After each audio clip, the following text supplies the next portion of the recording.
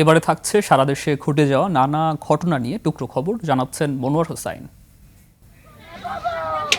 চুয়াডাঙ্গার জীবননগরে সড়ক দুর্ঘটনায় ইজি বাইকের ধাক্কায় মারা গেছে 4.5 বছরের শিশু।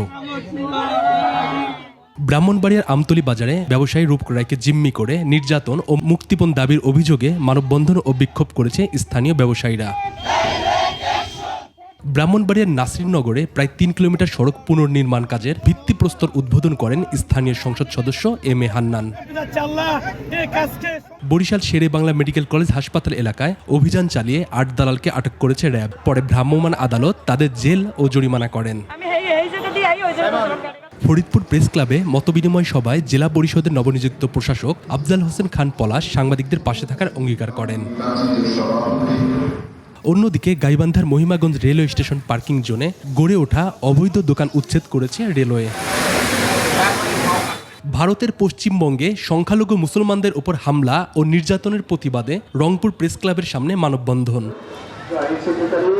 ঠাকুরগাঁওয়ে টেকসই কৃষি উন্নয়ন, পরিবেশ সংরক্ষণ এবং জনস্বাস্থ্য সুরক্ষায় বায়োপেস্টিসাইড ব্যবহার বিষয়ে সচেতনতামূলক কর্মশালা অনুষ্ঠিত হয়। Monowar Hossain, desk report, 21 television.